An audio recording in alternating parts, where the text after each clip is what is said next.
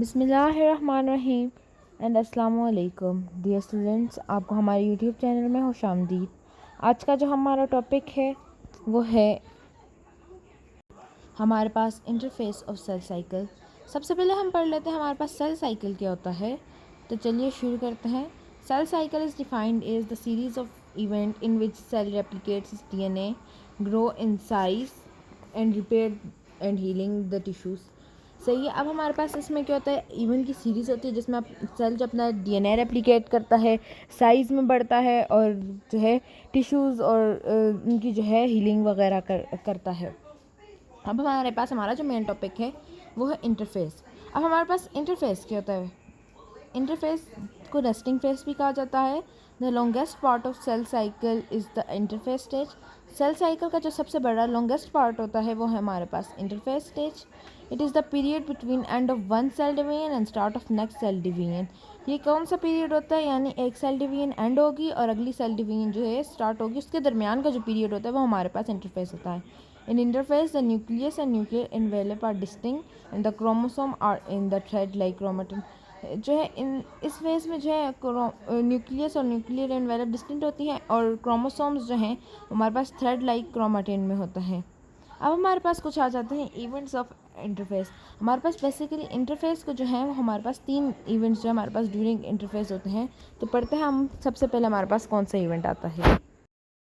तो सबसे पहले हमारे पास आ जाता है G1 phase. G1 phase, G stands for gap.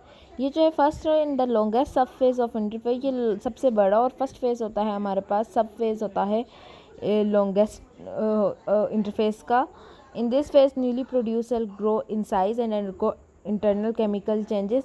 इसमें जो है जो नए जो प्रोड्यूस सेल होते हैं वो हमारे पास साइज़ में बढ़ते हैं और इंटरनल केमिकल चेंजेस के थ्रू गुजरते हैं। In which prepares daughter cell for DNA replication, जिसमें हम हमारे पास डॉटर सेल को किसके लिए प्रिपेयर करते हैं, DNA रेप्लिकेशन के लिए। During G1 phase RNA, ribosome and several enzymes are synthesized. G1 phase में हमारे पास जो है इसमें क्या होता है, हमारे पास RNA, राइबोसोम्स और बहुत से एंजाइम जो हैं वो भी बनते हैं। ये हमारे पास फर्स्ट फेज होता है G1 उसका इंटरफेस का। अब हमारे पास फेस आ जाता है एस फेस। एस फेस को जो है सिंथेसिस फेस कहा जाता है। In this phase the cell duplicates its chromosome. Cell जो है इस फेज में अपने क्रोमोसोम के जो है डुप्लीकेट्स बनाता है। For the this purpose the DNA molecule of each chromosome is copied. अब इस पर्पस के लिए हमारे पास DNA मॉलिक्यूल्स जो हैं हर क्रोमोसोम के जो है वो कॉपी किए जाते हैं, जिसको क्या कहा जाता है, replication of DNA। And new molecule protein molecules are attach, और उनसे जो है हमारे पास न्यू प्रोटीन मॉलिक्यूल्स जो हैं वो अटैच होते हैं। Each chromosome consist of 2 sister chromatids. Her chromosome जो है किस पर मुश्तमिल होता है, 2 सिस्टर क्रोमेटिड्स होती है हमारे पास एक क्रोमोसोम की। Cell growth continues throughout S phase. S phase के अंदर जो है सेल की ग्रोथ जो है वो कॉन्टीन्यू रहती है। सेल जो इसी तरह हमारे पास जो है वो बढ़ता रहता है। At the same time synthesis of proteins and enzymes take place which are involved in DNA synthesis। और उसी टाइम पे प्रोटीन्स और हमारे पास एंजाइम्स बनते हैं जो कि DNA की सिंथेसिस में जो है हमारे पास इन्वॉल्व होते हैं। G2 फेज़ है हमारे पास, थर्ड फेज़ आ जाता है। इसमें क्या होता है, it is a period between completion of DNA synthesis and a beginning of active cell division phase. अब हमारे पास जो है एक रेस्टिंग फेज़ होता है, एक डिवीजन फेज़ होता है सेल साइकिल में।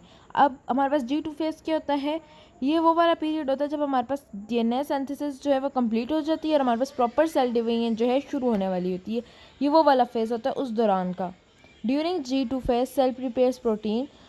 G2 फेज़ में जो है सेल क्या प्रिपेयर करता है, हमारे पास प्रोटीन्स।